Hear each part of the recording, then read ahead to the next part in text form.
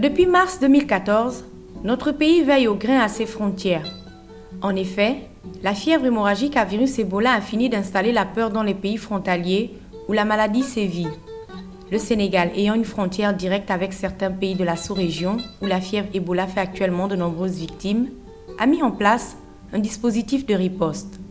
Au port autonome de Dakar ou encore à l'aéroport, où les trafics sont importants, des dispositions ont été prises pour prévenir une éventuelle épidémie. Ainsi, au port, plus précisément au niveau du contrôle sanitaire aux frontières maritimes, le rôle assigné à ce service est notamment la lutte contre les maladies infectieuses à potentiel épidémiologique. Depuis l'avènement de la fièvre hémorragique à fièvre Ebola dans la sous-région, nous avons renforcé les dispositifs de surveillance épidémiologique au niveau de la frontière maritime que constitue le port de Dakar. Renforcer la surveillance épidémiologique, c'est de prendre en tout cas un ensemble de dispositions pour recevoir l'information suffisamment à temps, une information qui est relative au circuit des bateaux qui entrent dans le port de Dakar. Ainsi, 48 heures à l'avance, pour tout bateau qui doit venir au niveau du port de Dakar, nous sommes informés de son circuit, c'est-à-dire de l'ensemble des pays que le bateau aurait fréquenté. Et si toutefois il s'avère que parmi ces ports fréquentés par un bateau, il figure en tout cas une zone qui est affectée par une maladie quelconque, ce bateau, nous le surveillons en rade. 7 jours sur 7, 24 heures sur 24, les agents du contrôle sanitaire s'adonnent à plusieurs activités dont une phare, l'arraisonnement de navires. C'est un dispositif qui concerne un certain type de bateau ayant séjourné dans le port d'un pays suspect pendant 22 jours.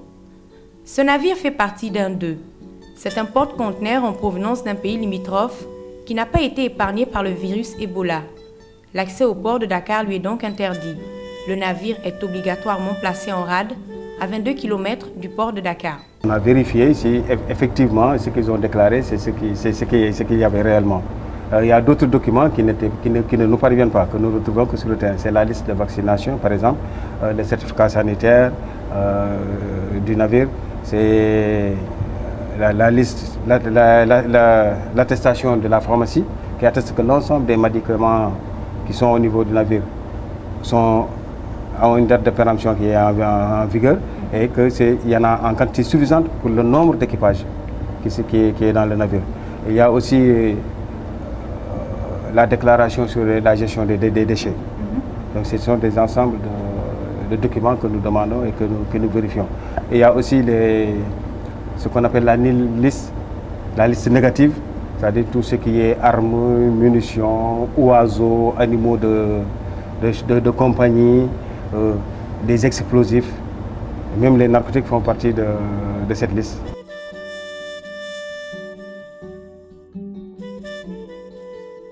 La supervision se poursuit et étend ses tentacules au personnel se trouvant à bord.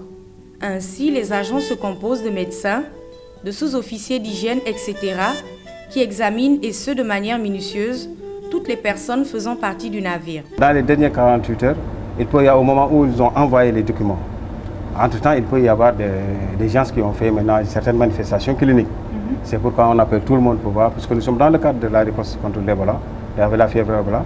Donc on est en train de voir si parmi l'équipage, il n'y a pas personne au moment où nous parlons qui fait une fièvre qui est accompagnée d'une hémorragie quelconque. La procédure achevée, voilà le résultat.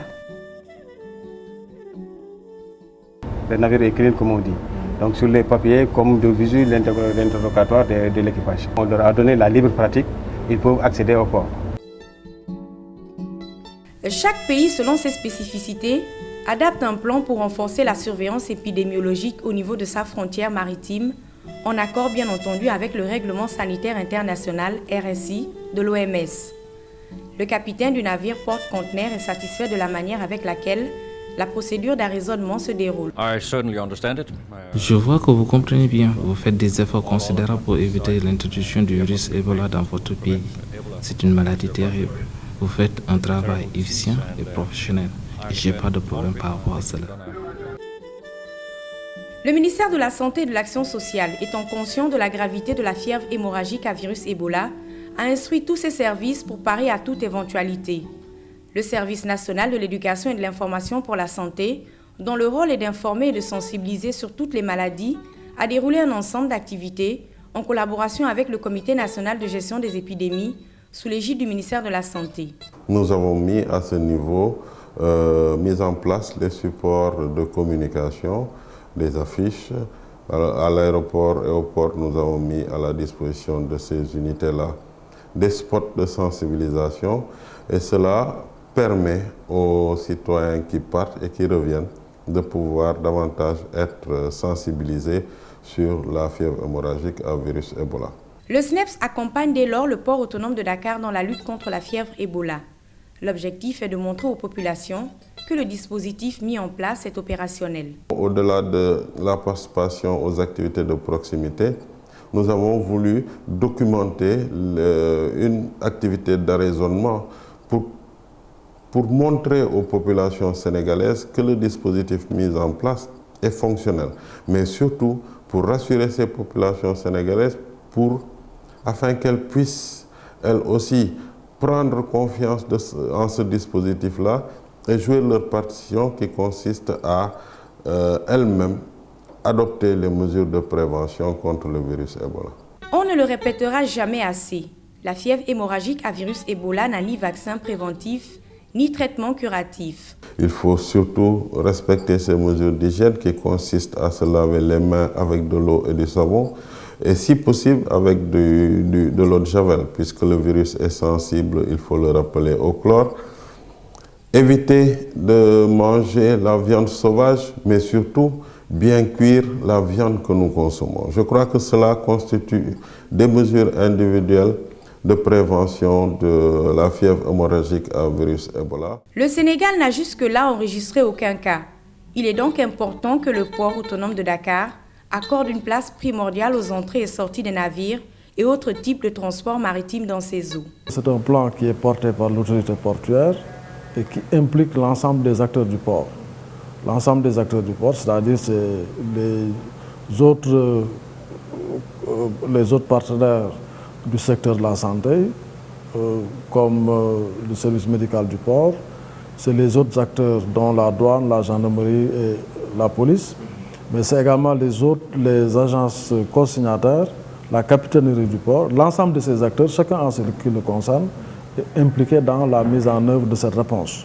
Les autorités sénégalaises ont réagi et pris très tôt le taureau par les cornes pour éviter toute contamination et toute propagation de la fièvre hémorragique à virus Ebola.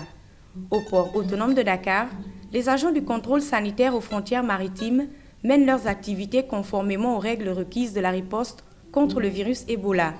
Il faut cependant améliorer l'environnement du travail de ces acteurs portuaires pour des résultats plus efficients.